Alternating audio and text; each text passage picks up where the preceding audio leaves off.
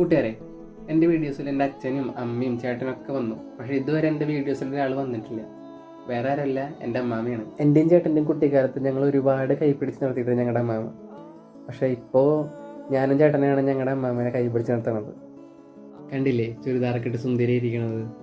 ഞാൻ ഇന്നൊക്കെ അമ്മാമ്മനെ കാണാൻ ചെന്നാലും കയ്യിൽ എന്തെങ്കിലുമൊക്കെ തരാണ്ട് അമ്മാമ്മ വിടാറില്ല. ഇന്ന് ഞാനും അമ്മയും കൂടി അമ്മാമ്മനെ ചെക്കപ്പിനായിട്ട് ആശുപത്രി കൊണ്ടുവന്നേക്കാണ്. ശാരദയ്ക്ക് കുറച്ചായിട്ട് വയ്യ. എൻ്റെ ഓർമ്മയിൽ എൻ്റെ അമ്മാമ്മ ഇതുവരെ ഒരു സ്ഥലത്ത് അടങ്ങി ഒതുങ്ങിയിരിക്കണം ഞാൻ കണ്ടിട്ടില്ല. Full time പണിയായിരിക്കും.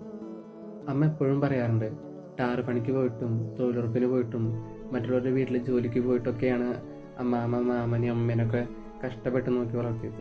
എന്തേ കണ്ടില്ലേ, അമ്മയും മോളും കൂടി ഒരുമിച്ച് എന്നെ ചീത്ത പറഞ്ഞുകൊണ്ടിരിക്കുക.